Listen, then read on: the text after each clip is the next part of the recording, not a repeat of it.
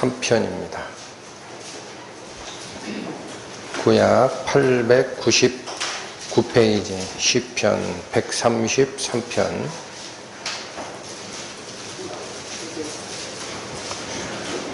형제가 연합하여 동거함이 어찌 그리 선하고 아름다운고, 머리에 있는 보배로운 기름이 수염 곧 아론의 수염에 흘러서 그 옷깃까지 내림 같고, 헐몬의 이슬이 시온의 산들에 내림 같도다. 거기서 여호와께서 복을 명하셨나니 곧 영생이로다. 기도하시겠습니다. 하나님의 은혜를 감사드립니다.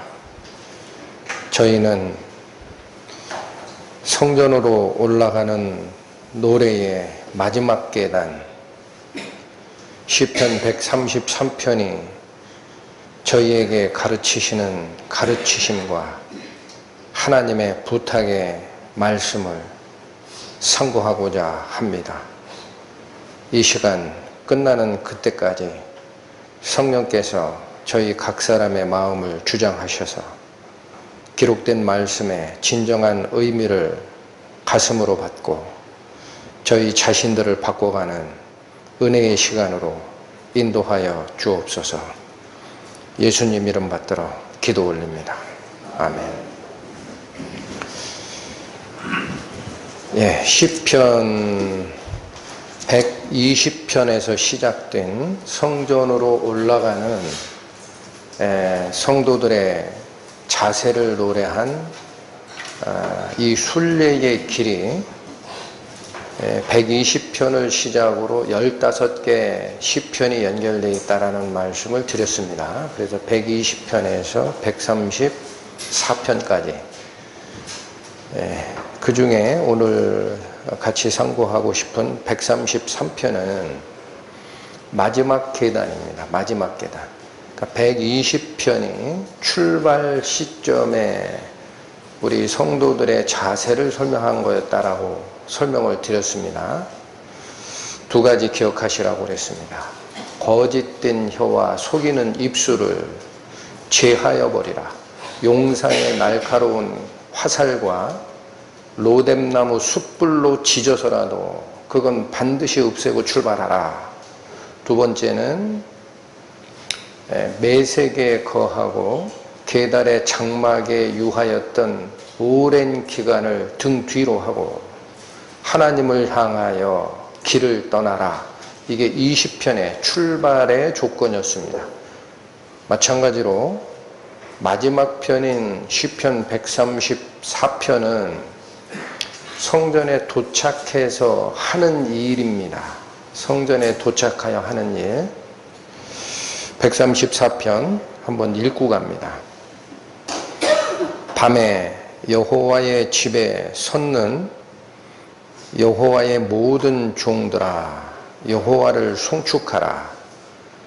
성소를 향하여 너희 손을 들고 여호와를 송축하라. 천지를 지으신 여호와께서 시온에서 내게 복을 주실지어다. 시편 134편의 핵심이 무엇입니까? 하나님을 송축하는 겁니다. 그러니까 저희들이 하나님께 부름을 받고 하나님의 백성으로 선택된 뒤에 하나님 혹은 하나님이 계시는 천성, 하늘의 그 도시, 그걸 향하여 순례를 마치고 나면 하는 일은 바로 하나님을 찬양하는 겁니다. 이것은 하나님께서 세상을 만드실 때, 우리 사람을 만들 때 하신 말씀이 있었습니다. 나의 형상을 닮아 너희를 만들었다. 즉 하나님의 형상을 본받아 하나님의 공의와 사랑의 통로로 서 있어야 될 인간이었는데, 자기의 이기심과 또 뱀의 유혹이 결합되는 순간 하나님을 버리고 떠났습니다. 하나님의 형상을 잃어버린 자가 된 거예요. 그러나 우리의 순례길이 마치면 바로 그 형상을 회복하고 하나님의 영광을 찬양하는 마지막 단계에 들어가게 됩니다. 그래서 134편은 이사야서에서도 기록되어 있듯이 이 백성은 내가 나를 위하여 지었나니 나의 찬송을 부르게 하려 함이니라. 이것이 목적입니다. 그 목적지에 도달한 것이 134편이라면 사실상 저희가 올라가는 마지막 계단이 133편이 된다. 그렇게 얘기들 하십니다. 우리가 해야 할 마지막 단계, 가장 조심해야 되는 마지막 계단이 133편이다. 133편이 저희들에게 가르치고자 하는 가르침은 크게 보면 하나, 굳이 나눈다고 하면은 두 가지로 나눌 수 있다. 그렇게 믿음의 선진들이 얘기를 합니다. 첫 번째가 뭡니까? 1절에 나타난 대로 형제간의 연합입니다. 형제간의 연합. 그리고 그 형제간의 연합을 이끌어 가시는 주체가 2번에 기록되어 있는 성령의 하나 되게 하심입니다. 이 두 가지가 완성이 되면 3절에 있는 것처럼 바로 그곳에서 여호와 하나님이 약속하신 영생의 복이 주어지고 누리게 된다는 겁니다. 굉장히 간단하게 제시된 이 말씀들이지만 저희들이 받기에 굉장히 무겁고 또 가르침이 깊습니다. 1절 다시 봅니다. 형제가 연합하여 동거함이 어찌 그리 선하고 아름다운고. 형제의 연합이 하나님께서 바라보시는 가장 지고지선한 단계라는 겁니다. 어찌 그리 선하고 아름다우냐. 하나님께 쓰이는 표현이 형제의 연합에 사용된 것을 놓치시면 안 됩니다. 가장 선하고 가장 아름답다라는 표현은 하나님께 쓰이는 표현입니다. 근데 그거를 형제의 연합에 사용을 하고 계시죠. 그런데 이제 더 중요한 것은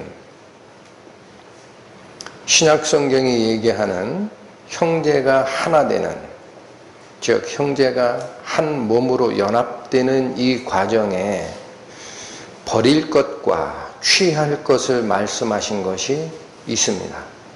그걸 놓치시면 저희들에게는 가르침이 없습니다. 신약 성경으로 갑니다. 베드로전서 신약 378페이지 베드로전서 2장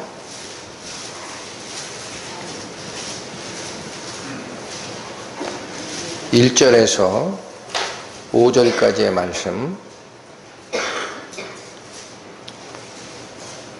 그러므로 모든 악독과 모든 괴휼과 외식과 시기와 모든 비방하는 말을 버리고 갓난아이들과 같이 순전하고 신령한 젖을 사모하라. 이는 이로 말미암아 너희로 구원에 이르도록 자라게 하려 함이라. 1절과 2절은 하나는 버려야 될 것, 또 하나는 취하여야 할 것을 말씀하시고 계신 겁니다. 1절이 버려야 할 것들입니다. 2절은 취하여야 할 것입니다. 여기 간단하게 설명이 되어 있지만은 순전하고 신령한 젖을 사모하라라는 말씀이 저희 구원받은 성도들이 남은 인생을 쫓아갈 때 지켜야 되는 가장 핵심적인 일입니다. 그럼 이 두 가지가 어디로 연결된 모습이냐? 4절과 5절로 연결됩니다. 왜 1절에 있는 것들을 버리고 2절이 얘기하는 바를 취하여야 하느냐? 목적은 4절, 5절입니다. 읽겠습니다. 사람에게는 버린 바가 되었으나 하나님께는 택하심을 입은 보배로운 산 돌이신 예수에게 나아와.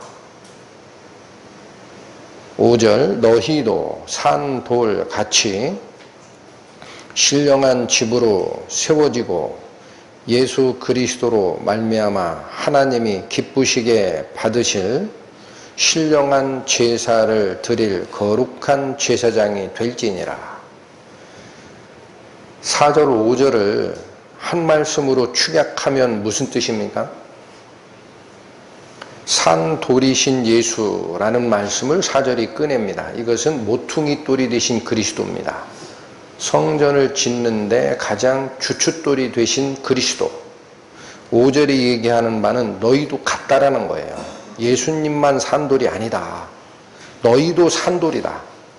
그래서 신령한 집으로 세워지기 위해서는 예수님께 나아오고 하나님께서 기쁘시게 받으실 신령한 제사를 드리는 제사장으로 연합되어야 한다라는 겁니다.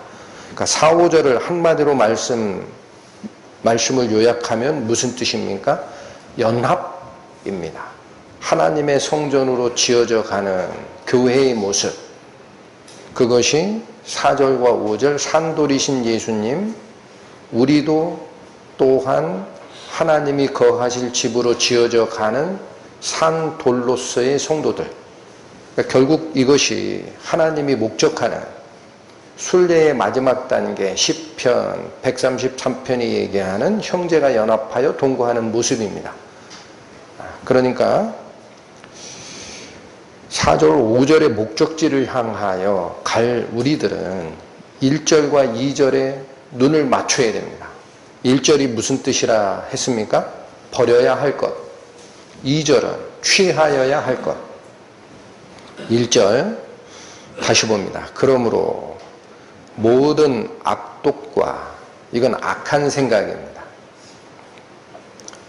모든 괴휼과, 이건 속이는 것이에요. 외식, 이건 위선 떠는 겁니다. 속마음은 그렇지 않은데 겉으로는 자기가 뭔가 된 것처럼 행위적으로 드러내고자 하는 마음, 이게 외식입니다. 시기, 또 모든 비방하는 말.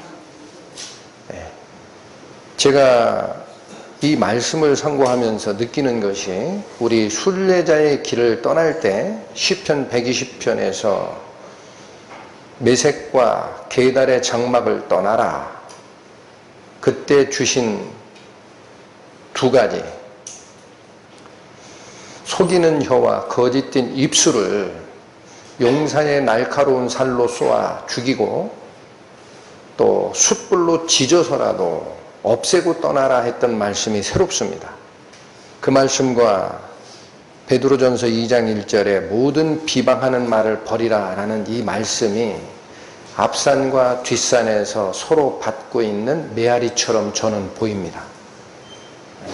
그러니까 이게 왜 이렇게 중요할까? 성도들의 하나됨에 바로 이 비방하는 말이나 뒷담화라고 합니다. 뒤에서 얘기하는 이런 말들이 하나됨을 저해하는 가장 중요한 요인이기 때문에 그렇습니다. 불평과 원망을 교회 안에서 없애라라는 이유는 딱 하나입니다. 하나 돼야 하기 때문에 그렇습니다. 하나 될 필요 없다. 그러면 그거 관계 없습니다. 각자 자기 신앙 가지고 하나님 앞에 서면 됩니다. 그러나 교회가 하나됨으로 뭉치기 위해서는 이것이 굉장히 중요한 요인이다라는 것을 발견합니다. 시편으로 갑니다. 37편. 여기를 잠깐 잡아주시고 가십니다. 시편 37편.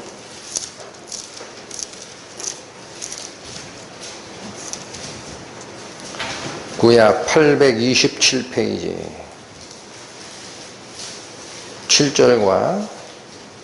7절부터 9절까지 말씀. 여호와 앞에 잠잠하고 참아 기다리라.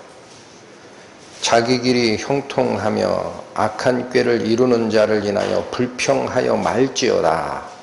분을 그치고 노를 버리라. 불평하여 말라. 행하게 치우칠 뿐이라. 대저 행악하는 자는 끊어질 것이나 여호와를 기대하는 자는 땅을 차지하리로다. 시편 37편이 가리키고자 하는 핵심 가르침은 세상에서 살 때라도 이런 마음을 가지고 살라라는 뜻입니다. 여기 시편 37편이 가르치는 대상은 악인이 형통할 때라도, 악인이 분명히 나에게 잘못한 게 있다 할지라도 그것에 대해서 분을 내거나 노를 바라거나 불평하거나 하는 일은 8절에 나옵니다. 악으로 향하는 일일 뿐이다라는 겁니다. 악으로 향하는 일. 그러면 우리가 어찌 해야 됩니까? 하나님은 공의의 하나님이시고 선의 하나님이신데 9절이 답입니다. 대저 행악하는 자는 끊어질 것이나 여호와를 기대하는 자는 땅을 차지하리로다. 누구를 바라고 참고 기다리라? 재판장 되신 하나님께 모든 것을 맡기라. 세상에 살고 있는 사람들은 다 그렇더라고요. 다 그렇습니다. 자기 위주로 자기가 어찌하면 권력을 차지할까, 자기가 어찌하면 남보다 더 재산을 불릴까, 명예를 얻을까라는 자기 중심성에 매여 있다 보니까 자기가 뱉었던 말을 자기가 뒤집어요. 그게 세상입니다. 어느 순간까지 그걸 이용하느냐. 교도소 담장을 걸어간다라는 표현을 씁니다. 합법과 불법의 경계선까지 갑니다. 나를 위해서는 그렇게 살아요. 세상 사람들은. 자기가 뱉은 말이 자기가 올무가 됩니다. 요즘에 그런 거 많이 보시죠. 자기가 경계했던 말 때문에 자기의 행적이 드러나면서 다 드러나는 거예요. 이게 왜 이럴까?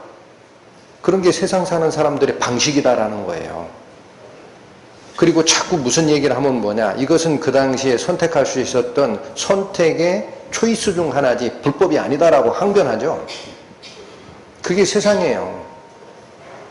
그런데 제가 살펴보자 하는 것은 시편 37편이 얘기하는 것은 세상에 섞여 살더라도 악한 자가 꾀를 내고 악한 자가 자기 위주로 뭔가를 술수를 부리고 무마하고 성공하고 하는 모습을 보더라도 그걸 분하게 여기지 말라라는 거예요. 왜 그러냐? 하나님께서 재판장 되심이 너희들이 쫓아가는 목표 아니냐? 그에게 맡기라라는 얘기입니다. 문제는 교회에게는 이 말씀이 적용이 되느냐라는 거예요. 우리는 전부 선을 쫓아가는 자들 아닙니까?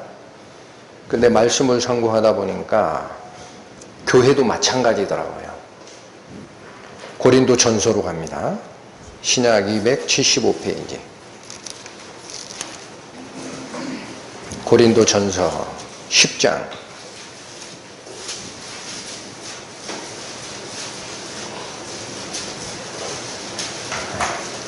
1절부터 봅니다. 형제들아, 너희가 알지 못하기를 내가 원치 아니하노니 우리 조상들이 다 구름 안에 있고 바다 가운데로 지나며 모세에게 속하여 다 구름과 바다에서 세례를 받고 다 같은 신령한 식물을 먹으며 다 같은 신령한 음료를 마셨으니 이는 저희를 따르는 신령한 반석으로부터 마셨음에 그 반석은 곧 그리스도시라. 그러나 저희의 다수를 하나님이 기뻐하지 아니하신 고로 저희가 광야에서 멸망을 받았느니라. 그런 일은 우리의 거울이 되어 우리로 하여금 저희가 악을 즐겨한 것 같이 즐겨하는 자가 되지 않게 하려 함이니 1절에서 6절이 가르치시는 바는 무엇을 샘플로 얘기하시는 건가요? 출애굽의 역사입니다. 출애굽의 역사. 다 구름 아래 있고 바다 가운데로 지나고 홍해를 갈랐던 사건, 구름과 바다에서 세례를 받았다라고 표현하고 3절 다 같은 신령한 식물을 먹었다. 만나를 먹었습니다. 4절 다 같은 신령한 음료를 마셨다. 물이 없다. 불평하는 백성들 앞에 하나님께서 모세를 향하여 네 지팡이로 반석을 치라 할 때 나왔던 그 음료를 신령한 음료라고 얘기를 합니다. 이런 하나님의 인도를 전부 경험했다라는 것이 1절, 2절, 3절, 4절입니다. 거기에 공통적으로 들어가는 수식어구가 다입니다. 다 구름 아래 있고, 2절 다 구름과 바다에서 세례를 받고, 3절 다 같은 신령한 식물을 먹었고, 4절 다 같은 신령한 음료를 마셨다. 똑같이 경험했다. 한 사람도 빠진 사람이 없었다. 그러면 똑같은 마음을 품고 하나 됐어야 되는데 5절, 6절이 가르치는 바는 뭡니까? 그들 전부를 하나님이 기뻐한 것은 아니라는 거예요. 숫자가 하나님께 기뻐하는 바가 아닙니다.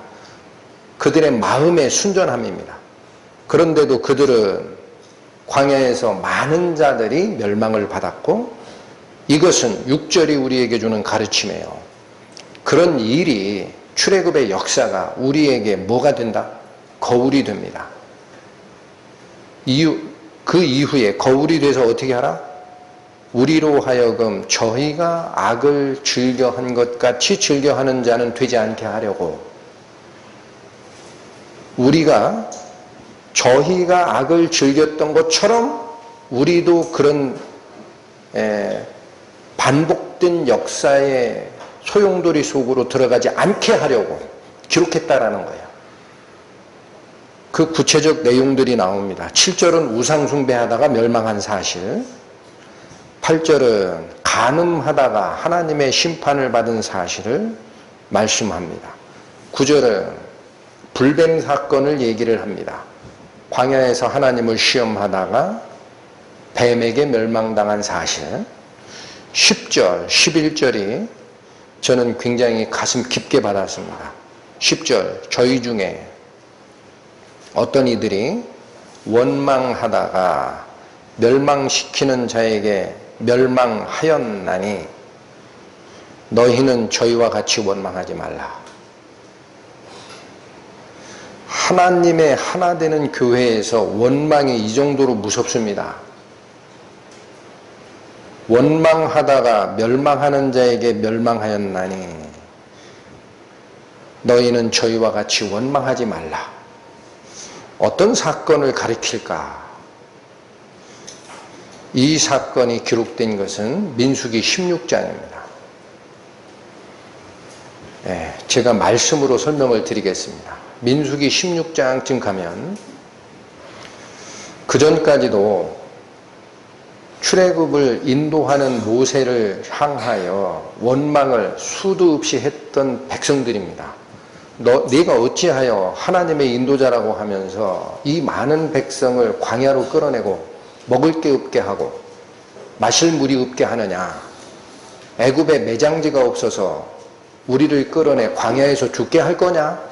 라는 하나님의 인도를 확인하지 못하고 불평을 쏟아냈던 것은 수도 없이 많습니다. 민수기 16장은 굉장히 어렵습니다. 시간 나시면 집에 가서 한번 참고를 하십시오. 민수기 16장의 핵심은 모세가 인도자이고 그의 형 아론이 대제사장으로 세움을 받았습니다. 그런데 레위 자손 중에 고핫 자손이라는 파가 있습니다. 이 고핫 자손은 하나님께 제사 드리는 대제사장의 바로 측근입니다. 그들도 레위 자손입니다. 바로 성궤를 매기도 있는 자입니다. 이동할 때 법궤와 기타 향단과 이런 것들을 어깨에 매는 자입니다. 그러니까 제사장 빼고는 가장 하나님을 근접해서 섬겼던 자인데, 그 고핫 자손 중에 고라라는 자가 백성들을, 두령들을 250명쯤 모아가지고 반란을 일으킵니다. 그리고 하는 말이 뭐냐? 회중이 다 각각 거룩하다. 그들 중에 여호와가 있으신 게 확실한데 모세와 아론 너희는 어찌하여 회중에 스스로 높아지려 하느냐? 그게 핵심이었습니다. 이 사안을 모세가 뭐라고 정리를 하느냐? 하나님 측근에서 성막과 성계를, 법궤를 관리하게 한 그 하나님의 은혜가 적은 것으로 여겨서 너희가 아론에게 허락하신 제사장 직분을 탐내니라고 얘기를 합니다. 첫 번째 모세의 말에 입에서 나간 것은 아론을 원망하느냐라고 했어요. 너희가 어찌하여 아론을 원망하느냐. 그 말을 받지를 않습니다. 그래서 그 결과 하나님께서는 모세와 아론에게 말을 합니다. 이 무리에서 떠나라.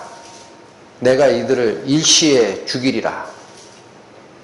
모세가 다시 부복하고 기도합니다. 하나님, 어찌하여 한 사람의 죄악을 가지고 무리 전체를 벌을 하시려 하나이까? 맞지 않습니다. 그 뒤에 일어나는 사건은 고라와 그들을 따르던 자들, 장막에서 관계없는 자는 옆으로 비키라 그래요. 그리고 모세가 얘기하는 바가 모세와 아론의 직함을 하나님이 주신 것을 입증하마. 그렇게 얘기를 하고 이들이 일반적으로 죽는 모습이 아니고 땅이 입을 벌려 삼키는 형태로 죽게 되면 그들에게 부여한 모든 위계질서는 하나님이 주신 건 줄 알라라고 얘기를 하는데 그 말이 떨어지는 순간 땅이 딱 갈라지고 고라 자손들이 땅속에 묻히고 합쳐버립니다. 이튿날 백성의 모든 무리가 들고 일어납니다. 이젠 고라 자손이 아닙니다. 백성의 모든 무리가 그 다음날 모세와 아론 앞에 다시 섭니다. 이제는 원망이 모세에게 향합니다. 모세 당신 일처리를 왜 그렇게 하느냐. 왜 백성들 중에 하나님을 최측근에서 모셨던 고핫 자손, 그 중에 고라 자손, 이 많은 200 몇십 명이 다 죽게 했느냐. 이거 잘못된 거야. 너 인도 잘못하는 거지? 이제는 백성 전체가 일어나가지고 모세와 아론을 대적합니다. 백성들이 모세와 아론을 치려할 때에 하나님의 연병이 일어납니다. 14,700명이 죽어나가는 순간이었습니다. 그때 모세가 급하게 아론에게 명합니다. 너는 가만히 있지 마라. 하나님의 진노가 일어났으니 단에서 숯불을 취하여 가지고 와서 이들의 죄를 하나님께 제사하라. 14,700명이 죽어나간 바로 그 순간에 그 사건은 끝납니다. 두 번째 사건은 백성들이 모세와 아론을 원망하였다라고 나옵니다. 그러면 이런 것들이 저희 3차원 시간과 공간의 제한을 받는 저희들의 눈에는 사람을 따르고 안 따르고의 문제로 본다 이거예요. 자꾸 기록된 성경 말씀을. 그러나 이 핵심이 뭡니까? 민수기 16장이 기록한 이 핵심이 뭡니까? 모세가 꼭 하는 얘기가 있습니다. 너희가 어찌하여 하나님의 권위를 시험하느냐라고 얘기를 합니다. 너희가 어찌하여 하나님의 권위를 시험하느냐? 우리가 스스로 취한 자리가 아니다. 하나님이 허락하신 거다. 그럼에도 불구하고 그 자리를 인간적인 생각으로 뒤집으려고 하는 원망은 하나됨을 둘로 쪼개고 셋으로 쪼개고 넷으로 쪼개는 하나됨을 위반하게 하는 그 일이다라는 겁니다. 이것이 고린도전서 10장이 얘기하는 10장 10절 저희 중에 어떤 이들이 원망하다가 멸망시키는 자에게 멸망하였나니 너희는 저희와 같이 원망하지 말라 라는 경계의 핵심입니다.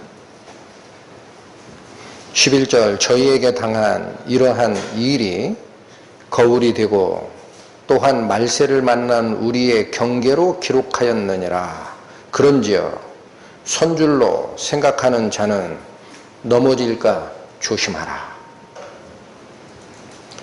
성전을 향하여 올라가는 출발지에서부터 하나님이 반드시 없애고 가라고 한 말씀. 거짓된 혀와 속이는 입술, 용사의 날카로운 살을 이용하여 쏴서라도 죽이고 가고 안 되면 로뎀나무 숯불로 지져서라도 그거는 완전히 멸하고 출발하라. 그것이 성전으로 올라가는 성도들이 반드시 처음에 가져야 할 마음 자세다 라는 말씀이 이렇게 연결이 됩니다.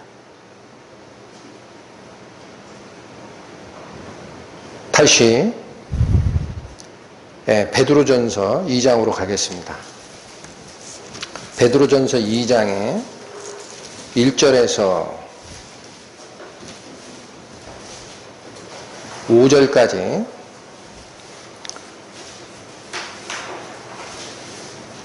산 돌로서 하나님이 거하시는 집으로 지어질 우리들에게, 이게 4절 5절이라고 말씀을 드렸습니다.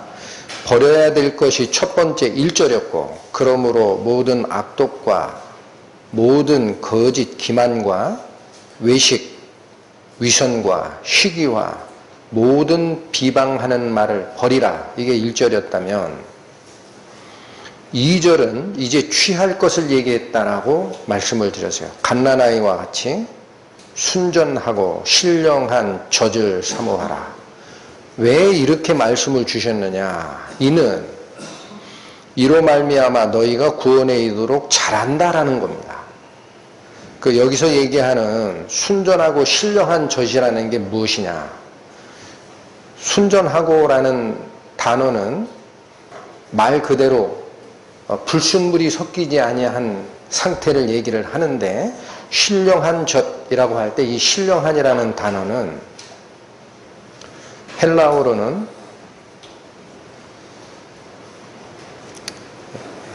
이게 제가 확실치 않은데 로기코스라는 단어가 쓰입니다. 로기코스. 전에 한번 짐승에게도 영이 있느냐라는 설교를 드릴 때 한번 설명했던 단어입니다. 로기코스라는 것은 로고스에서 파생된 단어입니다. 로고스가 뭡니까? 요한복음 1장 1절 태초에 말씀이 계시니라 할 때 그 말씀이 로고스예요. 그게 법칙도 되고 원리도 된다라고 말씀을 드립니다.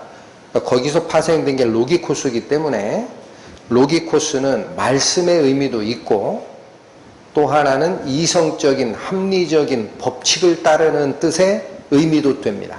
로기코스의 이 헬라어 단어는 이성적인이라는 게 첫 번째 뜻이에요. 그 다음에 두 번째, 이성적이다라고 하면 생각하는 능력으로 오해하게 돼요, 사람은. 그러면 짐승도 이성이 있는 줄 생각을 하죠. 짐승도 IQ가 있고 생각하는 게 있습니다. 판단력이 있습니다. 자기 두령을 세울 줄 알아요. 늑대들은 쫓아갑니다. 두령이 세워지면. 그런 이성이 아니라는 거예요. 그래서 이 로기코스라는 헬라어의 두 번째 뜻은 신적인 합리성을 얘기한다라고 합니다. 하나님을 쫓아가는 이성. 그럼 거기에는 짐승에게는 그런 이성은 없어요. 그러니까 성경에서 뭐라고 얘기합니까? 저희는 잡혀 먹기 위해 태어난 이성 없는 짐승 같다라는 표현을 쓰죠. 그때 사용한 이성이 없다라는 것이 하나님을 향하는 합리성이 없다라는 뜻이야. 그렇게 설명을 드린 적이 있습니다. 그러니까 베드로전서 2장 2절에 갓난 아이들 같이 순전하고 신령한 젖을 사모하라 라는 이 신령한 젖은 영적인 음료 또는 로고스의 의미를 강조해서 킹제임스 성경 같은 경우는 말씀의 젖이라고 번역했습니다. 다 괜찮습니다. 하나님을 쫓아가는 영적인 음료 혹은 로고스의 의미를 따서 말씀의 젖을 사모하라 라는 뜻입니다. 그렇다면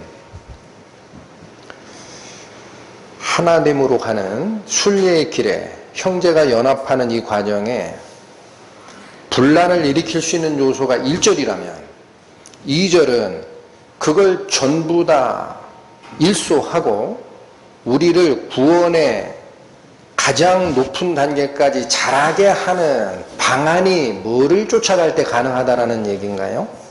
말씀입니다. 말씀. 여러분, 이 말씀이 굉장히 중요한 거예요. 그래서 이 말씀은 사도시대에는 구약 성경밖에 없었습니다. 그러니까 구약에 기록된 예수 그리스도의 비밀, 이것을 설명하고 전파하느라 평생을 바칩니다. 사도 바울도 그랬고, 또 그 이집트의 알렉산드리아에서 왔던, 제가 사람 이름 또 기억이 안 납니다. 아볼로. 이들도 구약 성경에 능통하여 성경을 가지고 예수는 그리스도라 입증하는데 이기는 자들이에요. 그걸 열심히 전파했지만 신약 성경이 완성이 된 다음에는 바로 이 기록된 말씀 안에 모든 게 들어가게 돼 있어요. 이게 하나님이기 때문에. 그러니까 우리가 길을 잃고 헤맬 때 이런 문제가 있다. 하나님, 우리는 어떻게 가야 됩니까? 라는 질문이 내 마음속에 왔을 때 나는 어디 앞으로 가야 됩니까? 말씀 앞으로 가는 겁니다. 그래서 저희 사도행전 다시 공부하고 있습니다. 사도행전 20장으로 기억하는데, 사도 바울이 앞으로는 너희를 다시 볼 수 없을 것 같다. 왜냐하면 각 성에서 성령이 나에게 증거한 것은 예루살렘으로 올라가면 결박과 환난이 있을 것이고, 다시는 내가 가르쳤던 그 장로들, 제자들을 볼 수 없을 거야 라는 사실을 알고 밀레도에서 에베소 지역에 있던 자기의 제자 장로를 다 불러 모아서 마지막에 가르침을 주는 장면이 있었습니다. 그때 무엇을 쫓으라고 합니까? 사도 바울이. 살피겠습니다. 사도행전 20장 224페이지입니다. 사도행전 20장 29절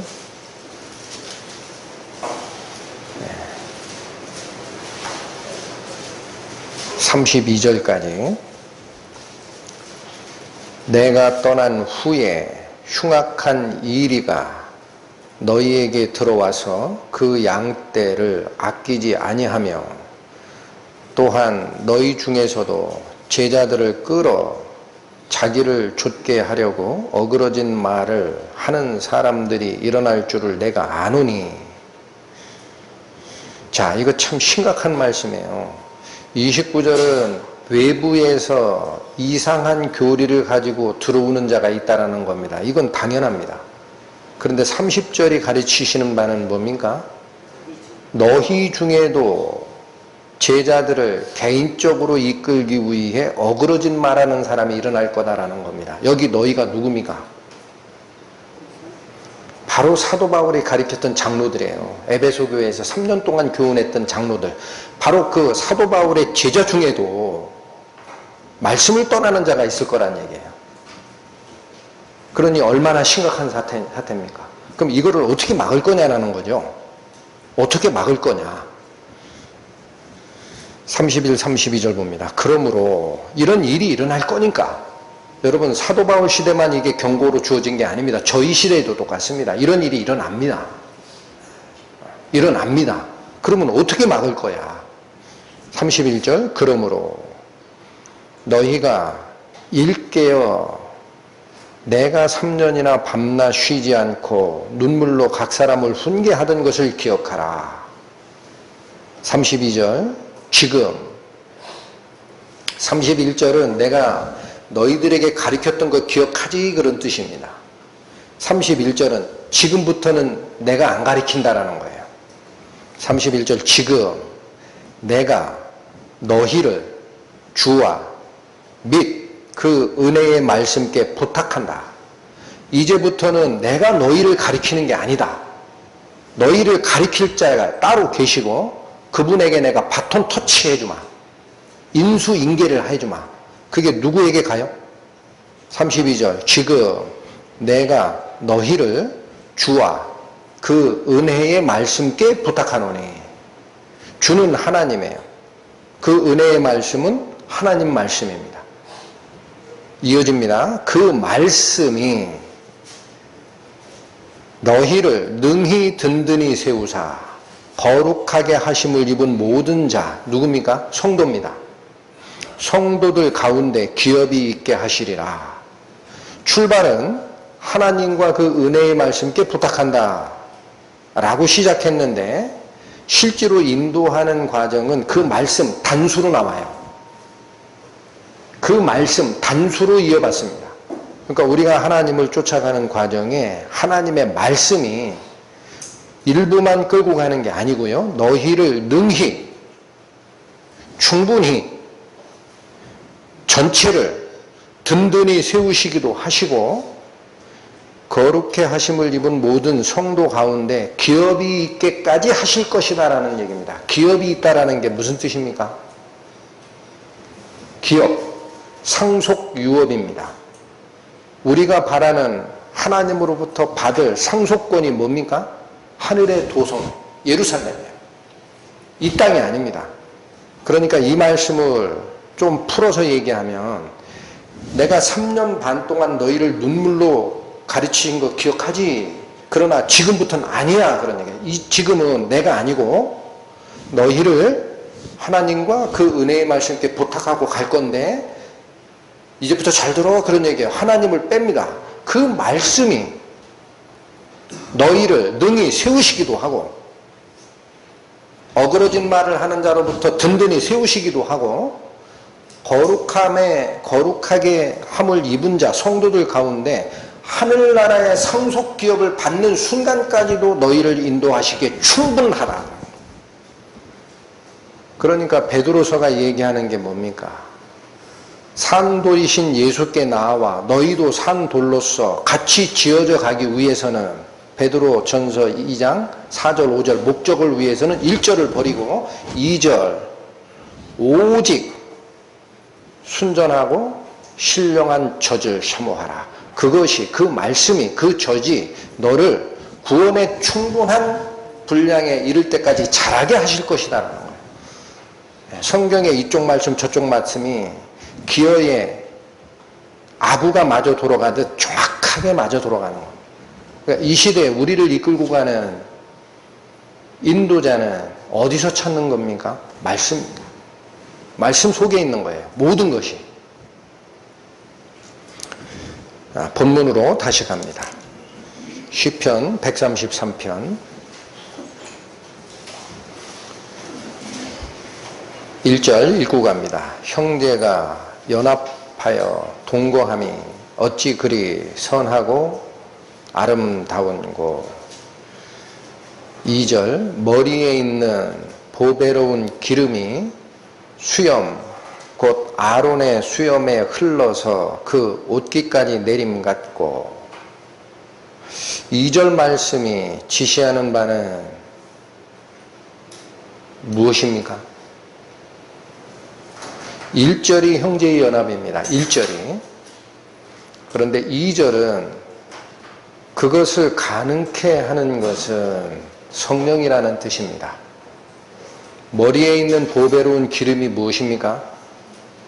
왜 그것이 아론의 수염까지 흘러내린다라고 표현했을까요? 네, 이것은 구약이 얘기하는 대제사장 아론을 기름 부어 세울 때 사용한 관유입니다. 관유. 불관자를 씁니다. 한자가. 붓는 기름이 있어요. 그걸 여기서 언급을 하신 거예요.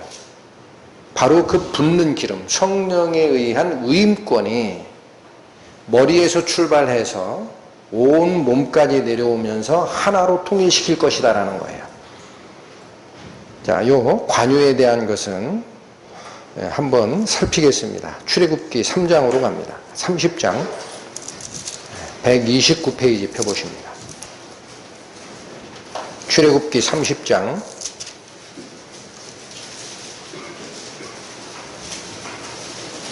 23절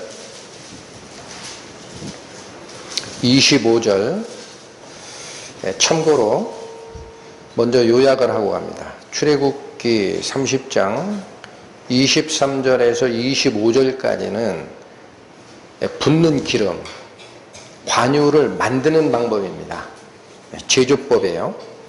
그 다음에 26절에서 30절까지는 용도입니다. 용도. 그 기름을 어디다 쓰는지 기억하라. 32절, 33절은 금지사항입니다.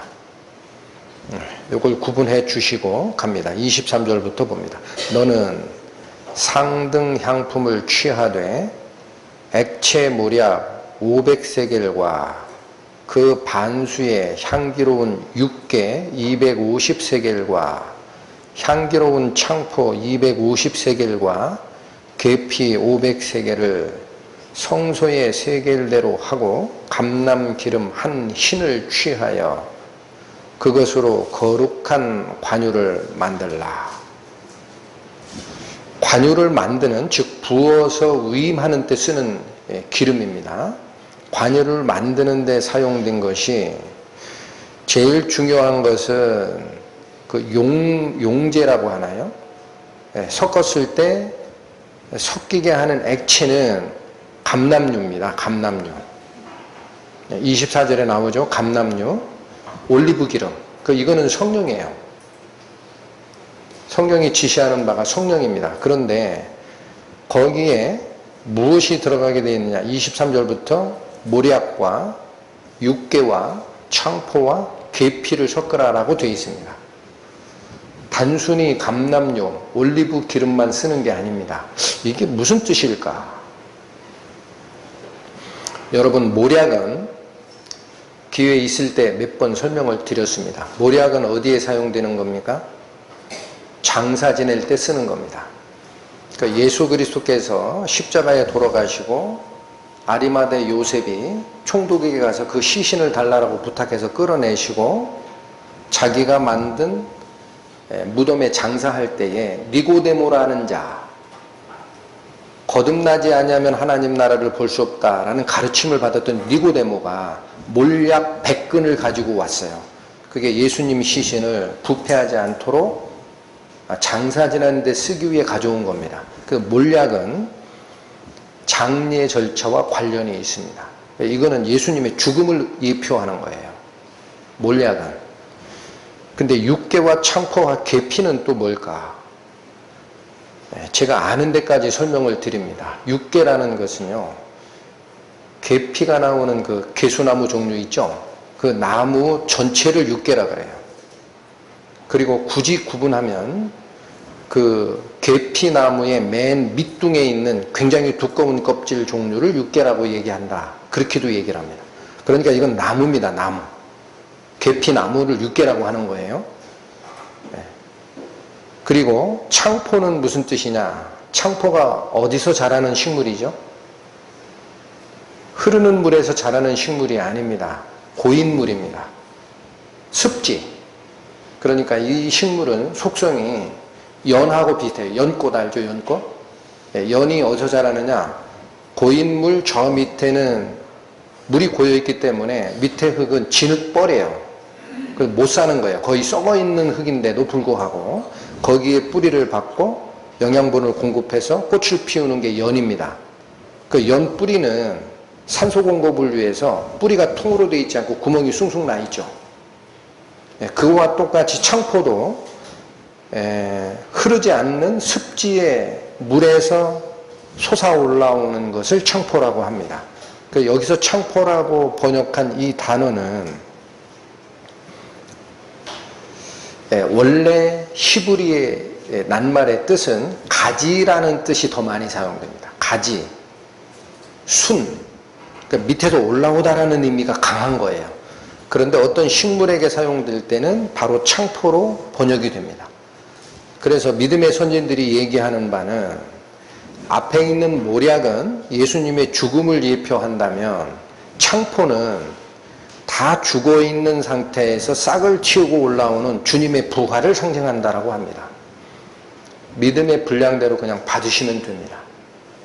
그리고 24절에 있는 계피도 마찬가지입니다. 이 계피는 아까 제가 계피나무 전체를 뭐라고 한다 그랬어요? 육개라고 한다 그랬죠.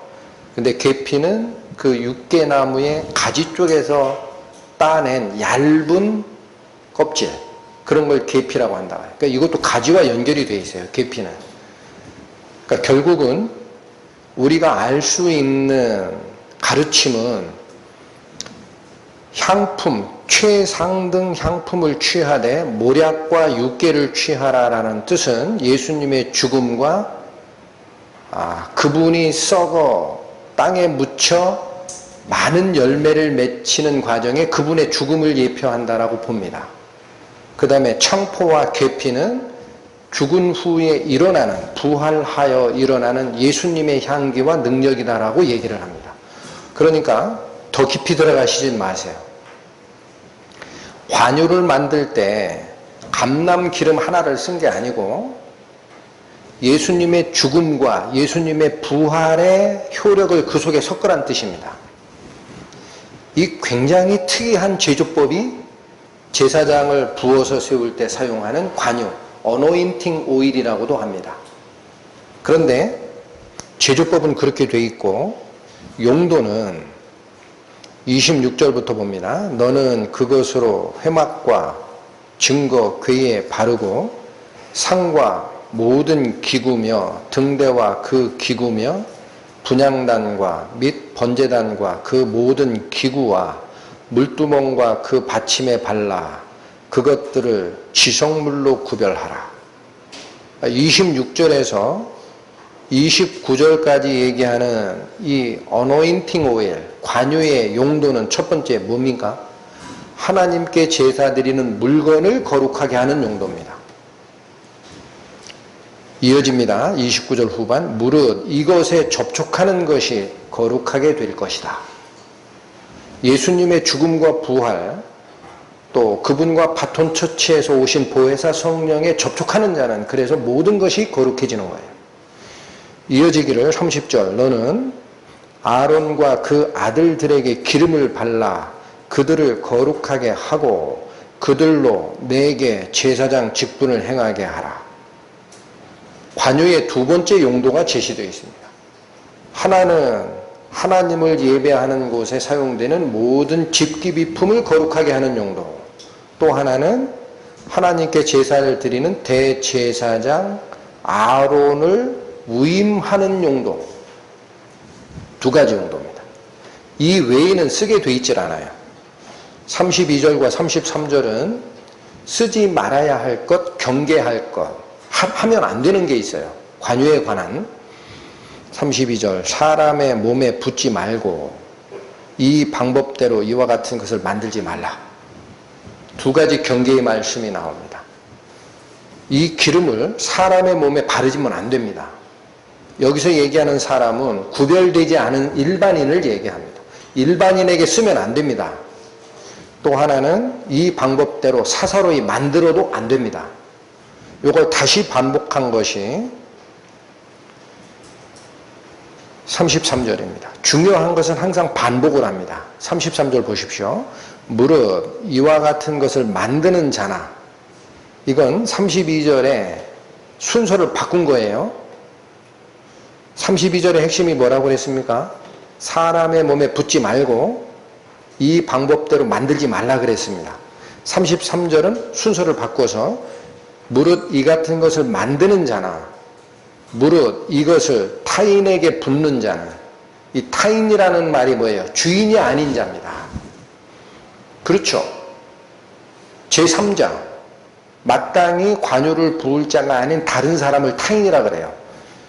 이 타인에게 붓는 자는 하나님의 엄한 명령이 갑니다. 그 백성 중에서 끊쳐지리라 하라. 그러니까 이 용도는 반드시 그 용도 이외에는 쓰면 안 됩니다. 왜 그럴까요? 이유가, 관유에 뭐가 들어가 있다 그랬어요? 예수님의 죽음과 부활, 성령의 하나 되게 하는 반죽 효과, 그리스도와 성령이 하시는 일이기 때문에, 다시 말씀드립니다. 그리스도와 성령이 하시는 일이기 때문에 사람의 생각에 의해서 사용해도 안 되고 사람이 다른 용도로 이거를 흉내내서 만들어도 안 됩니다. 이게 거룩한 기름 관유입니다. 그렇다면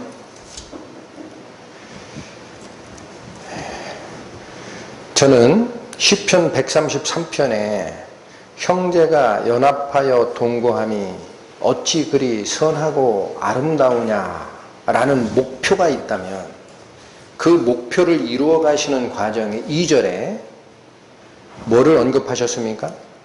머리에 있는 보배로운 기름. 머리에 있는 보배로운 기름. 누굽니까? 교회의 머리 되신 그리스도입니다. 그분과 같이 하시는 성령. 그 머리에 있는 보배로운 기름이 유독 아론의 수염에 흘러야 된다라는 표현이 이해가 가는 거예요. 대제사장으로 위임된 자, 하나님을 예배하고 섬기는 과정에 하나님의 어떤 직분을 맡은 자 위로 내려오는 거예요. 다른 자에게는 붓지 말라라고 되어 있습니다. 흉내 내지도 마라. 그 위계질서를 따라 내려와서 어디까지 내려가느냐? 옷뒤까지 흘러내립니다. 이것은 머리 대신 그리스도의 위임이, 그분의 하나 되심이 모든 지체 밑으로 흘러서 연합되게 하는 모습입니다. 이게 성령의 역사입니다. 그러니까 1절은 목표라면 가장 선하고 아름다운 모습이 있는데 2절은 그거 어떻게 가능한지 알아? 그거 성령이 하나 되게 하시는 거야. 그래서 가능한 거야 라는 말씀을 주고 계신 거죠.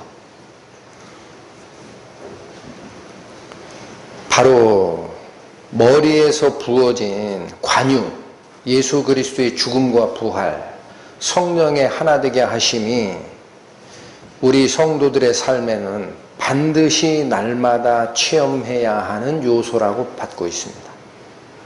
성도들이 세상이 유혹하는 쪽에서 떠나고 내 마음이 이끌어가는 이기심에서 떠나서 하나님의 말씀으로 가기 위해서는요, 두 가지가 필요하다 그래요. 그냥 안 됩니다. 경험합니다. 저도 경험합니다. 그냥 안 됩니다. 가르침은 그렇게 돼 있어요. 떠나라. 너의 이기심을 떠나고 내가 생각하는 비방의 말 입에서 중지하고 말씀을 쫓으라 라는 말씀이 나와도 그냥은 못 가게 돼 있습니다. 어느 절차를 거쳐가야 되느냐?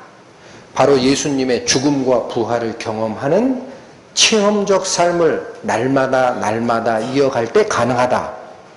성경은 그렇게 얘기하십니다. 고린도 후서로 갑니다. 신약 290페이지입니다. 고린도 후서 4장 7절부터 11절까지의 말씀. 7절, 우리가 이 보배를 질그릇에 가졌으니, 이건 지난 주차에 설명을 드렸습니다. 6절을 받은 겁니다. 즉 성령을 우리 몸 안으로 영접했으니 라는 뜻이다 그랬습니다.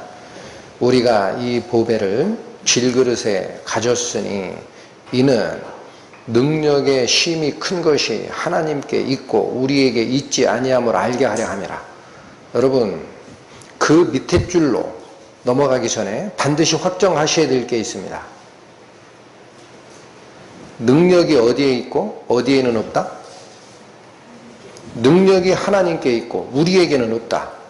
다시 얘기합니다. 능력이 하나님께는 있고 우리에게는 있어요? 없어요? 없어요. 있다고 생각하면 실족하는 거예요. 그게 지난주에 상고한 내가 산을 향하여 눈을 들리라. 나의 도움이 어디서 올고 나의 도움이 천지를 지으신 여호와에게서로다 라는 고백입니다. 능력이 나에게 있다고 생각하는 순간 실족하는 거예요. 능력이 나에게 있다고 생각하는 순간 다른 성도를 판단하게 되는 거예요. 능력이 나에게 있다고 생각하는 순간 비방하는 거예요. 원망하는 거예요. 없어요. 능력의 심이 크심이 하나님께 있습니다. 나의 도움이 어디서 올고 천지를 지으신 여호와에게서로다. 반드시 잡고 가셔야 됩니다. 그걸 알게 하려고 성령을 주시는 거예요. 우리 속에. 이어집니다. 8절 9절은 상황 설명입니다. 우리가 사방으로 우겨쌈을 당하여도 쌓이지 아니하며 답답한 일을 당하여도 낙심하지 아니하며 핍박을 받아도 버림바 되지 아니하며 거꾸러뜨림을 당하여도 망하지 아니하고 현상과는 반대란 얘기예요. 드러나는 현상은 망하는 것 같고 지는 것 같고 넘어진 것 같고 혼란이 있는 것 같고 하지, 그런 얘기입니다. 그렇지 않다라는 거예요. 10절 11절을 다시 상고합니다. 우리가 일부만 항상 all the time 예수 죽인 것을 몸에 짊어지면 예수의 생명도 우리 몸에 나타나게 하려 함이라. 여러분, 예수의 죽음과 예수의 부활이 여기서 나옵니다. 몰약과 육계와 창포와 계피가 섞인, 그것이 감람류와 섞인 것이 관유라 그랬어요. 예수님의 죽음과 예수님의 부활의 능력이 섞인 것이 여기 나오는 거예요. 그냥 얘기하지 말고, 능력이 하나님께 있고 나에게는 없다. 그러면 내가 어찌하여 하나님을 쫓아갈 것이냐? 우리가 항상 예수 죽인 것을 몸에 짊어지면 예수의 생명이 우리 몸에 나타나게 하기 위함이다라는 겁니다. 예수님의 죽음을 내가 직접 체험하고 가지고 가면 예수 그리스도의 부활의 능력이 나에게 드러나게 돼 있다는 거예요. 내가 떳떳하게 살아있으면, 내 생각이 살아있고 나의 비판력이 살아있고 하면 예수님의 부활 능력은 나하고는 관계없습니다. 그렇게 나오는 능력이 아니라는 거예요. 이 말씀이 중요하기 때문에 반복합니다. 11절 10절과 11절은 반복된 거예요. 11절 우리 산자가 항상 예수를 위하여 죽음에 넘기우며, 이게 무슨 뜻입니까? 분명히 산자이지만 예수를 위하여, 예수 때문에, 예수가 내 몸에서 활동하게 하기 위하여 나는 죽음에 넘기운 상태로 돌아간다라는 거예요. 내 자아는 죽었다. 내 생각은 죽었다. 내 판단은 죽었다. 내 원망은 죽었다. 그렇게 하여 예수의 생명이 또한 우리 죽을 육체에 나타나게 하려 함이라. 10절과 11절은 반복입니다. 여러분, 반복. 성경이 두 번씩 반복하는 구절은 굉장히 중요한 원리예요. 그러니까 순례의 길을 향하여 올라갈 때 거짓된 혀와 속이는 입술을 죽이고 계달의 장막과 매색에 거하던 것을 등 뒤로 하고 산을 향하여 눈을 들고 올라갈 때 첫 번째 요구하신 것이 도움이 하나님께만 있다는 사실 기억하라. 너희 안에는 없어. 너희 자신을 믿지 마라.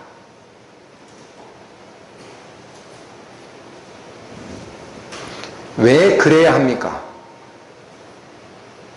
우리는 신앙생활을 뭘로 해야 되기 때문에? 예수님의 부활의 능력으로 해야 되기 때문에. 신앙생활을 내 머리로 하거나 내 경험, 내 지식, 그걸로 하면 안 되기 때문에. 기존의 나는 이미 죽고, 예수님과 같이 세례가 그런 뜻입니다. 물속에 장사된 바 되고 다시 일으킴을 받아 하나님과 연합됐다. 예수님과 연합됐다. 이 사인이 세례의 의미예요. 세례, 침례라는 의미가 연합입니다. 잘 기억하시라 그랬어요. 중요한 말씀들이 다 지나갔어요. 마음의 할례, 세례 다시 보세요. 연합입니다. 어떻게 연합된 거예요? 그리스도의 죽음과 같이 연합된 자가 되었으면 그의 사심과 같이 연합된 자가 되리라. 미래입니다. 안 하는 사람이 있기 때문에. 그의 부활의 능력과 연합되리라예요. 나의 주권을 맡기는 자는 그렇게 갑니다. 마태복음 10장 37절에도 이것도 중요한 말씀이니까 찾겠습니다. 신약 16페이지입니다. 마태복음 10장 37절 39절까지 아비나 어미를 나보다 더 사랑하는 자는 내게 합당치 아니하고 아들이나 딸을 나보다 더 사랑하는 자도 내게 합당치 아니하고 또 자기 십자가를 지고 나를 좇지 않는 자도 내게 합당치 아니하니라. 자기 목숨을 얻는 자는 잃을 것이요 나를 위하여 자기 목숨을 잃는 자는 얻으리라. 여러분, 조금 전에 저희가 살폈던 고린도후서 4장 11절에 예수를 위하여, 산자인 우리가 예수를 위하여 자기를 죽음에 내어 주문이라는 표현이 있었습니다. 거기 예수를 위하여 죽는다라고 되어 있습니다. 여기 뭐라고 되어 있습니까? 10장 39절 자기 목숨을 얻는 자는 잃을 것이요 나를 위하여 자기 목숨을 잃는 자는 얻으리라. 예수님을 위하여 나의 목숨을 잃는 자가 있습니다. 이게 뭐 하는 의미입니까? 38절을 받은 거예요. 십자가를 지고 나를 쫓으라는 뜻입니다. 그렇지 않는 자는 나에게 합당치 않다. 불합격이다. 불합격. 못 쫓아와. 나의 가르침이 너에게 갈 수가 없어요. 제자가 되지 못하리라는 말이 그런 뜻이에요. 불합격. 이 말씀을 16장으로 갑니다. 한 번 더 설명한 말씀이 있습니다. 마태복음 16장 24절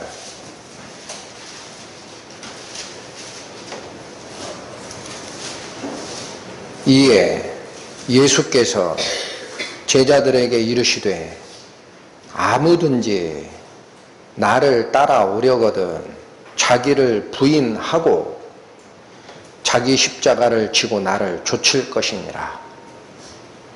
십자가를 지고 쫓으라는 말은 나의 자아, 나의 이기심, 나의 판단, 그거 버리고 쫓으라는 얘기예요. 이 말씀이. 다시 읽습니다. 아무든지 나를 따라오려거든 자기를 부인하고 자기 십자가를 지고 나를 쫓을 것이니라. 그것이 예수님의 죽음과 연합된 상태에서 예수님의 부활하시는 능력이 이후 나의 신앙생활 속에서 배어 드러나고 나를 이끌어가게 하는 관유의 능력입니다. 그것이. 예수님의 죽음과 부활이 섞여 있는 그 관유가 교회 전체에 부어질 때 우리는 성령의 하나됨 속에서 내가 죽고 부활하신 예수님의 가치가 드러나게 되어 있습니다.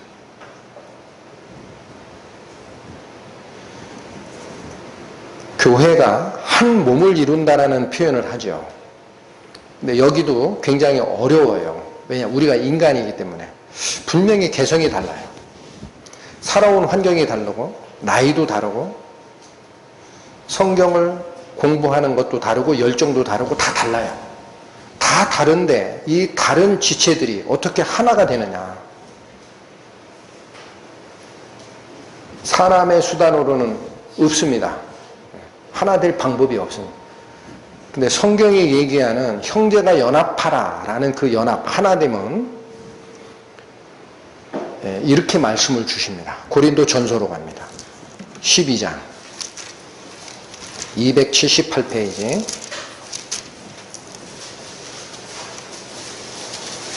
고린도 전서 12장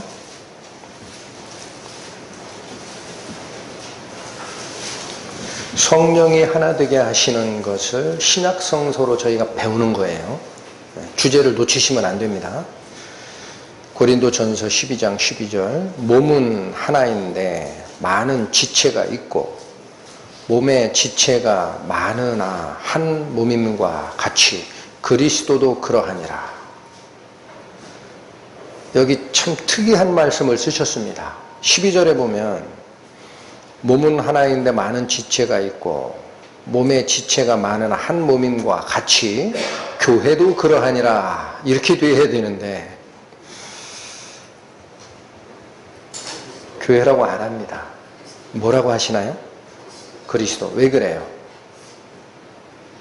왜 이걸 그리스도도 그렇다라고 얘기를 합니까? 그리스도가 교회의 머리죠. 나머지는 목이 됐든 팔이 됐든 다리가 됐든 배가 됐든 허벅다리가 됐든 발가락이 됐든 머리 밑에 연합된 자입니다. 그러니까 여기를 교회라는 표현 대신에 뭐라고 썼어요? 그리스도라고 그래요. 그리스도로 하나가 되는 거야. 13절 우리가 유대인이나 헬라인이나 종이나 자유자나 다 한 성령으로 세례를 받아 한 몸이 되었고 또 다 한 성령을 마시게 하셨느니라. 12절이 그리스도를 얘기했다면 13절은 성령을 얘기합니다. 그런데 다른 게 아니라는 거예요. 하나라는 얘기예요. 12절도 하나라는 얘기입니다. 지체가 많지만 한 몸이라 그러죠.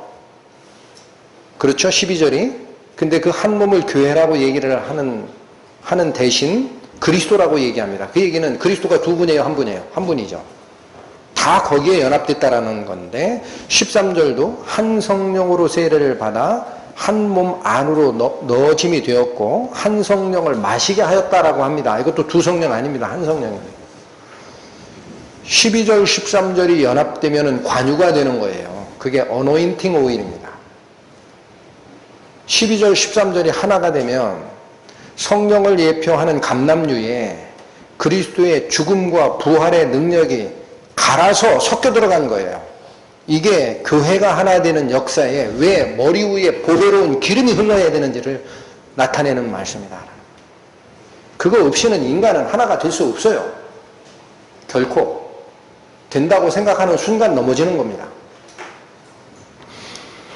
14절부터 봅니다. 몸은 한 지체뿐이 아니요 여럿이니 만일 발이 이르되 나는 손이 아니니 몸에 붙지 아니하였다 할지라도 이로 인하여 몸에 붙지 아니한 것이 아니요 또 귀가 이르되 나는 눈이 아니니 몸에 붙지 아니하였다 할지라도 이로 인하여 몸에 붙지 아니한 것이 아니니 만일 온 몸이 눈이면 듣는 곳은 어디며 온 몸이 듣는 곳이면 냄새 맡는 곳은 어디냐. 16, 17절이 얘기하는 바가 뭡니까? 지체는 속성이 각각 다릅니다. 손톱이 속성이 있고 발톱의 속성이 있고 눈꺼풀의 속성이 있고 귀의 속성이 있고 다 달라요. 입술의 속성이 있고 이빨의 속성이 있고 혀의 속성이 있고 다 달라요. 살아온 환경과 속성과 개성들은 전부 달라요. 그러나 그 다른 모든 지체가 하나로 연결이 된다라는 거예요. 그대로 바뀌는 게 아닙니다. 그대로 하나의 한 몸이 됩니다. 근데 그게 나는 손가락이 되고 싶다, 나는 눈이 되고 싶다, 나는 입이 되고 싶다 해서 됩니까? 해서 됩니까? 그렇다면 회의하면 됩니다. 교회 지체들 모아놓고 회의하면 됩니다. 누구 할 거예요? 네? 그런데 여기는 다 다르고 위치가 각각 다른 쪽으로 가는데 이거를 정하시는 분이 나옵니다. 이걸 정하시는 분. 18절. 그러나 이제 누가 하나님이 그 원하시는 대로 지체를 각 몸에 두셨다라는 거예요. 그러니까 개성이 다르고 경험이 다르고 지식체계가 다르고 생각하는 가치관이 다른 이 성도들이 하나로 연합되고 각자 위치에 서게 되는 것은 사람의 뜻이 아닙니다. 누구의 뜻이에요? 하나님의 뜻입니다. 여러분, 고린도전서 12장이 교회를 얘기하는 장이에요. 한 몸을 이루는 교회를 설명하는 장인데 여기에 성삼위 하나님이 다 드러납니다. 12절, 13절은 그리스도와 성령만 얘기하신 것 같은데 18절 가니까 하나님 등장하시죠? 성삼위 하나님이 다 등장하십니다. 그리고 이 일들은 누가 한다 그래요? 18절에서는 이제 하나님이 그 원하시는 대로 지체를 각 몸에 두셨다라고 얘기를 하죠. 11절 가보세요. 10절부터 봅니다. 어떤 이에게는 능력 행함을, 어떤 이에게는 예언함을, 어떤 이에게는 영들 분별함을, 다른 이에게는 각종 방언을 말함을, 어떤 이에게는 방언들 통역함을 주시나니. 이게 교회에서 부여되는 은사들이에요. 그런데 11절 잘 읽으십시오. 이 모든 일은 다시 얘기합니다. 교회에서 일어나는 각종 은사는 그런 뜻이에요. 이 모든 일은 같은 한 성령, 똑같은 한 성령, 두 성령 아닙니다. 본질상 하나인 성령이 행하사 무슨 뜻대로? 그 뜻대로 각 사람에게 나눠주시느니라. 11절이 얘기하는 바는 은사를 분배하고 지정하는 주체가 누구라는 얘기입니까? 다시 읽을까요? 이 모든 일은 같은 한 성령이 행하사 그 뜻대로 각 사람에게 나눠주시느니라. 11절이 예표한 것은요, 그 지체의 은사를 누가 지정해서 나눠준다? 성령께서 하신다는 거예요. 이해되셨습니까?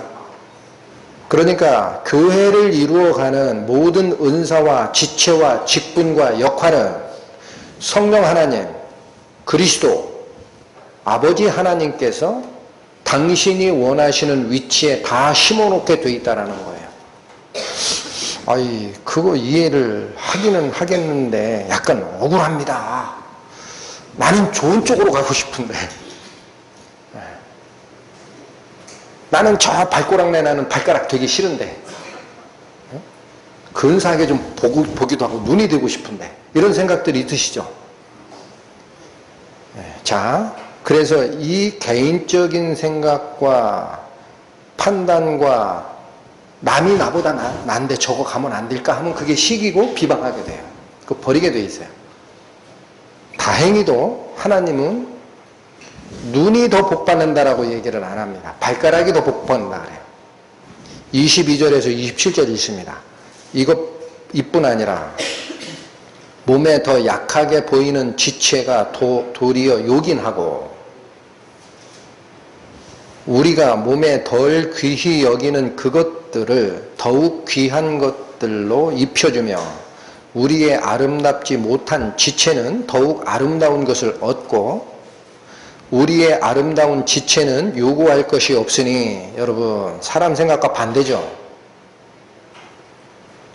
성령께서 지정하시고 하나님께서 분배하시고 예수 그리스도의 죽음과 성령의 하나됨으로 연합되는 형제의 연합체는 성격에 따라, 위치에 따라, 은사에 따라 다 각각 하나님께서 지정하시지만 우리 인간적 생각은 내가 좀 더 나은 지체, 그럴듯한 지체, 그 은사 내가 가졌으면 어떨까라는 생각이 있는 거예요. 그런데 하나님이 뭐라고 얘기합니까? 반대라는 거예요. 반대. 아름다운 지체는 요구할 게 없어요. 못한 지체는 더 입혀주고 귀히 여기게 됩니다. 이게 교회의 하나됨의 근원입니다. 24절 다시 봅니다. 우리의 아름다운 지체는 요구할 것이 없으니 오직 하나님이 몸을 고르게 하여 부족한 지체의 존귀를 더하십니다. 걱정하지 마십시오. 부족한 지체가 하나님께서 더 존귀를 주시게 되어 있어요. 이 말씀을 믿고 쫓아가는 겁니다. 더하사 몸 가운데 분쟁이 없고, 그러니 이제는 싸울 이유가 있습니까? 내가 저거 해야지 라는 마음이 들어갈 이유가 하나도 없죠. 그 분쟁이 사라지는 이유입니다. 하나 되는 이유입니다. 몸 가운데 분쟁이 없고 오직 여러 지체가 서로 같이하여 돌아보게 하셨다. 이게 하나됨의 의미입니다. 그것이 교회의 의미고 형제가 연합하여 동거하는 가장 선하고 아름다운 모습이 됩니다. 만일 한 지체가 고통을 받으면 모든 지체도 함께 고통을 받고 한 지체가 영광을 얻으면 모든 지체도 함께 즐거워하나니 너희는 그리스도의 몸이요 지체의 각 부분이라. 그래서 연합된 것을 12절에서 한 몸을 그리스도라고 표현하는 거예요. 교회라는 말을 쓰지를 않았습니다. 교회라는 말을 쓰게 되면 구성원들이 초점이 되고 각각 자기의 직분을 내세울 것 같으니까 그리스도다. 28절 하나님이 교회 중에 몇을 세우셨으니, 여긴 다시 교회 중에 직분을 세우는 주체를 하나님이라고 또 얘기를 합니다. 첫째는 사도요, 둘째는 선지자요, 셋째는 교사요, 그 다음은 능력이요, 그 다음은 병 고치는 은사와 서로 돕는 것과 다스리는 것과 각종 방언을 말하는 것이라. 이 모든 것이 누가 이루어가는 것이다 그런 얘기입니까? 하나님과 성령과 그리스도, 성삼위 하나님께서 세 분이 하시는 역할과 품성은 다르나 본질상 하나인 것처럼 그 세 분 간에는 절대 불협화음이 없습니다. 그 세 분 간에는 서로 시기하는 게 없습니다. 그 세 분 간에는 서로 거역하는 게 없습니다. 아버지 하나님의 말씀을 그대로 순종하여 기쁨으로 내려온 게 그리스도시고, 그리스도의 이룩하신 사안을 그대로 전하는 자가 성령입니다. 성령 그가 오시면 자의로 얘기하는 게 없다 그러죠. 내가 한 말을 너희에게 알려줄 거야. 이게 성삼위 하나님의 일치성이에요. 그 안으로 들어갈 때 성격이 다르고 개성이 다르고 생각이 다른 우리 사람들도 성령의 하나 되심, 머리 위에 있는 보배로운 기름에 의해서 전부 다 쌓여지는 하나 되심 안으로 들어가는 거예요.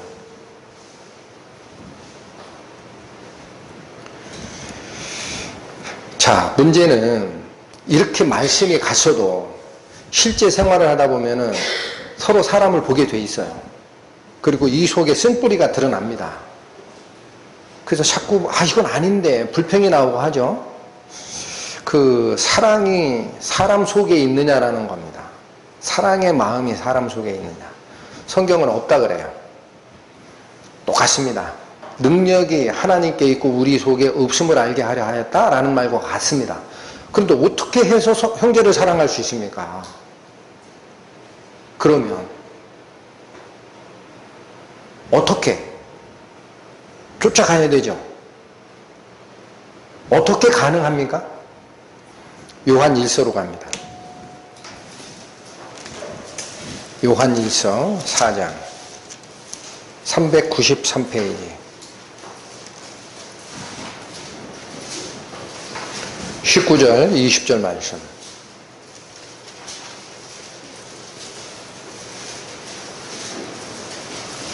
(19절) 말씀. 우리가 사랑함은, 이 말은 형제가 서로 사랑하는 것은 그런 뜻이에요. 우리가 사랑함은 그가 먼저 우리를 사랑하셨음이라. 그러니까 형제가 형제를 사랑하게 되는 근원은 그런 뜻입니다. 하나님께서 먼저 우리를 사랑하셨기 때문에 가능하다라는 거예요. 우리 안에는 사랑이 없어요. 이어집니다. 20절. 누구든지 하나님을 사랑하노라 하고 그 형제를 미워하면 이는 거짓말하는 자니 보는 바 그 형제를 사랑치 아니하는 자가 보지 못하는 바 하나님을 사랑할 수 없느니라. 자, 우리가 사랑이 없는 존재인데 형제를 사랑하고 하나님을 사랑하게 되는 근원이 뭐라는 겁니까? 우리가 하나님을 사랑한 적도 없고 우리가 다른 사람을 사랑한 적도 없어요. 근데 하나님께서 우리를 먼저 사랑을 해주셨고 그분의 사랑의 능력을 부어주셨습니다. 그러니까 우리는 그 사랑을 받아서 똑같이 하나님의 사랑을 받은 다른 형제를 사랑할 수 있고 구원받지 못한 영혼에 대해서 영혼을 구원하는 열정을 보여주고 그렇게 살아갈 수 있다는 거예요. 그러니까 이 말을 20절을 잘 생각하십니다. 내가 형제를 사랑하지 않아요. 형제를 사랑할 수 없어요. 성격이 다르다고 형제를 사랑하지 않고 의견이 다르다고 사랑하지 않고 내 의견 채택되지 않았다고 해서 사랑하지 않고 하게 됩니다. 그러면 하나님을 사랑한다는 말은 가짜라는 얘기예요. 20절 다시 보십시오. 누구든지 하나님을 사랑하노라 하고 그 형제를 미워하면 이는 뭐 하는 사람이다? 더 이상 얘기하지 마라. 그 거짓말이다. 그러니까 이게 저희에게 주는 어마어마한 명령입니다. 어마어마한 명령. 가장 큰 명령. 너희는 마음을 다하고 목숨을 다하고 뜻을 다하여 하나님을 사랑하라.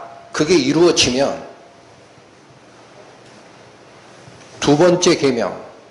내가 너희를 사랑한 것 같이 너희 안에는 없어. 잘 들어야 돼. 내가 너희를 사랑한 것 같이 하나님이 먼저 우리를 사랑하신 그 루트를 따라 너희도 형제를 사랑하게 돼. 이게 묶여있는 계명인 거예요. 첫 번째 계명, 하나님을 사랑하라는 계명과 형제를 사랑하라는 계명이 나눠진 계명이 아닙니다. 근원은 하나님으로부터 내려오는 거예요. 그러니까 하나예요. 그러니까 내가 하나님을 사랑한다. 하나님의 말씀을 상고한다. 나의 신앙은 독립적으로 가능하다라고 주장하고 형제와의 관계가 나에게 주는 가르침을 내가 무시하고 독립적으로 운영한다면 하나님 사랑 아닌 거예요. 이 말씀에 따라. 그 거짓말하는 거, 자기에게 속는 거예요.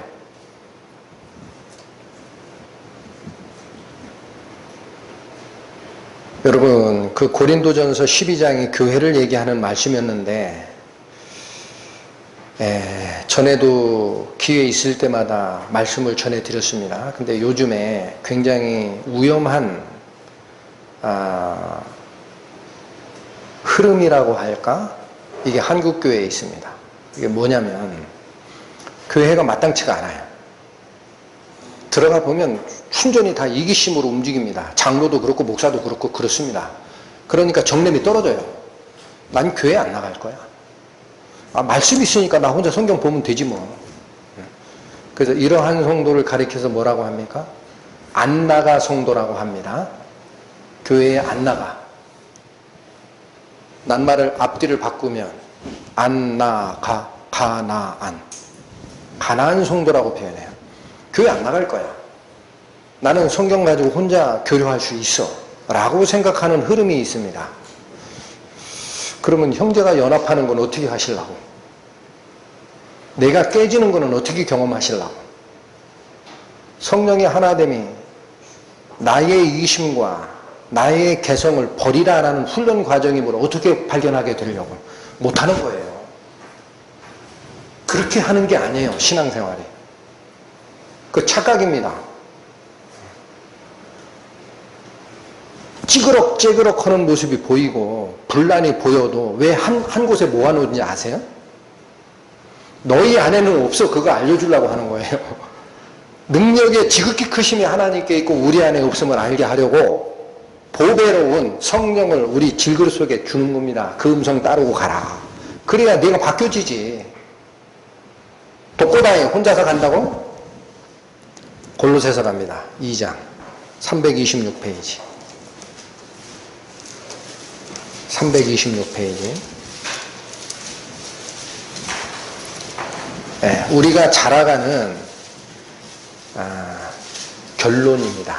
내 신앙이 자라고 나의 믿음이 자라가는 결론의 말씀.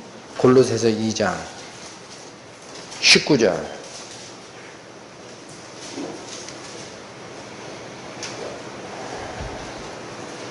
18절부터 읽겠습니다.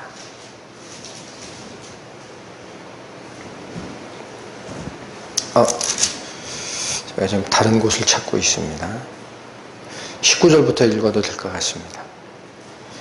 머리를 붙들지 아니하는지라. 18절부터 다시 읽을까요? 너무 좀 뚱딴지 같습니다. 누구든지 일부러 겸손함과 천사 숭배함을 인하여 너희 상을 빼앗지 못하게 하라. 이 당시 골로새 교회에게 이 가르침을 주던 직접적인 상황은 따로 있습니다.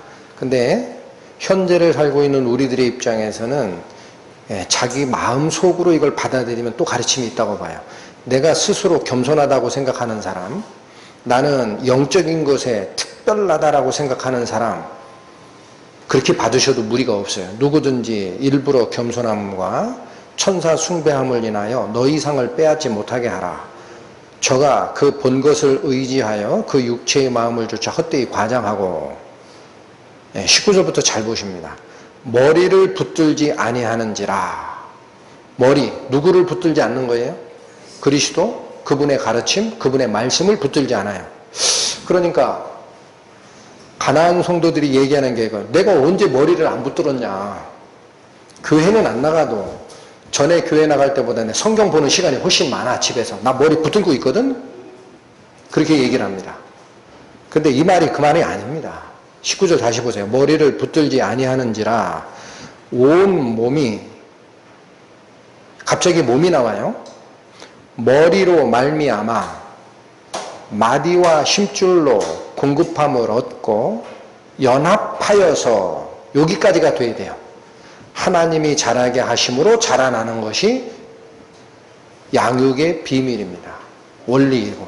그러니까 머리를 직접 붙드는 방법은 없어요. 신앙에서. 그거는 저 광야나 교제할 수 없는 저 외딴 곳에 떨어졌을 때는 어쩔 수 없는 거지. 그러나 교제할 수 있는 성도들이 있을 때는 머리에 직접 붙는 게 아닙니다. 머리를 붙들지 않는 경우인데 온몸이 머리로 말미암아 마디와 힘줄로 공급함을 얻고 연합됐을 때 하나님이 자라게 하시고 거기서 자라나는 거예요. 그러니까 내가 손가락인데 가나안 성도입니다. 그 길을 내가 선택했어요. 손가락인데 난 머리에 직접 붙을 거야. 내 발가락인데 머리에 직접 붙을 거야. 나는 여기 옆구리인데 머리에 직접 붙을 거야. 그러면 그게 몸입니까? 괴물이지. 여기 뭐라고 얘기하는 거죠? 온 몸이 머리로 시작해서라는 거야. 말미암아라는 거야. 머리로부터 시작하여 마디와 힘줄로 영양 공급을 얻게 되고, 연합하여라는 것은 하나로 연결되어라는 뜻입니다. 하나로 연결되었을 때 하나님이 자라게 하심이 있고 그 영양 공급에 의해서 자라는 거예요. 자, 이 손가락이 어떻게 영양 공급받습니까? 머리에 연결돼서 신경계통이 피로 연결돼서 넘어가고 신경의 명령에 따라 피가 그렇게 흐르게끔 작동되고 영양 공급을 받게 돼 있죠.